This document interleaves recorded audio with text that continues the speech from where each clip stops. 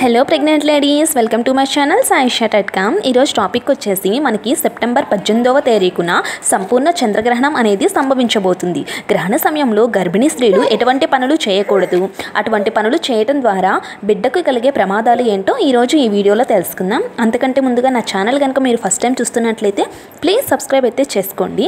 2024వ సంవత్సరంలో ఆఖరి మరియు రెండవ చంద్రగ్రహణం అనేది ఈ నెల సెప్టెంబర్ 18వ తేదీన రాబోతుంది. ఈ గ్రహణ ప్రభావం అనేది భారతదేశంలో ఉంటుందా అంటే ఈ గ్రహణం భారతదేశంలో కనిపించదు. కానీ గ్రహణ సమయంలో గ్రహణం యొక్క కిరణాలు అనేది భూమి అంతా వ్యాపిస్తాయి. కాబట్టి భారతదేశంలో ఉన్న గర్భిణీ స్త్రీలు కొన్ని జాగ్రత్తలు అనేది తీసుకోవాలి. గ్రహణ సమయంలో ఇప్పుడు నేను చెప్పబోయే పనులు కనుక చేయకుండా ఉంటే సరిపోతుంది.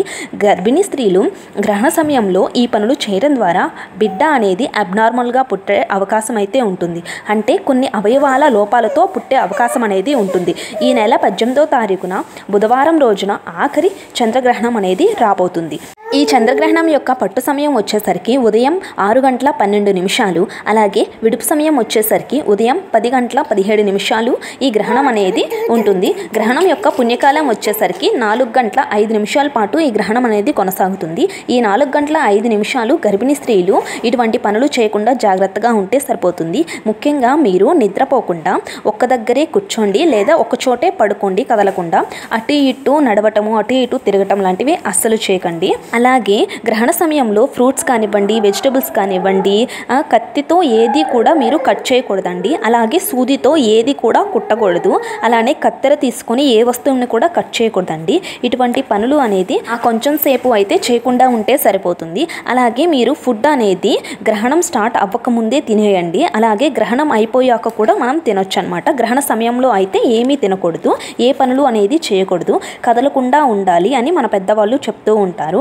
మీరు మార్నింగ్ 6 కల్లా బ్రేక్ఫాస్ట్ అనేది చేసేయండి. మధ్యలో దాహం వేస్తే వాటర్ కానివ్వండి, మజ్జిగ కానీ అయితే తాగొచ్చు అనమాట గ్రహణ సమయంలో. కానీ ఏ ఫుడ్ అనేది తీసుకోకూడదు. గ్రహణం అనేది 10:15 వీడిపోతుంది కదా, అప్పుడు మళ్ళీ మీరు ఏదైనా ఫ్రూట్స్ కానివ్వండి ఏదైనా తినేయొచ్చు. అలాగే 10:17 గ్రహణం అనేది ముగుస్తుంది కాబట్టి మీరు వెంటనే తలస్నానం అనేది చేసేయండి. ఎందుకు అంటే గ్రహణం యొక్క కిరణాలు, ఆ గ్రహణం యొక్క ప్రభావం అనేది మన మీద పడకుండా ఆ తలస్నానం అనేది చేయటం ద్వారా మన మీద నుండి ఆ గ్రహణ ప్రభావం అనేది పోతుంది అండి. ఏది చేసినా మన కడుపులో ఉన్న బిడ్డ కోసమే కాబట్టి మీరు ఆ కొంత సమయం మాత్రం బయటికి రాకుండా ఎటువంటి పనులు అనేది చేయకుండా ఉంటే సరిపోతుంది. నా వీడియో మీకు యూజ్ అయితే ఒక లైక్ చేయండి, నా ఛానల్ని సబ్స్క్రైబ్ చేసుకోండి. Thank you for watching.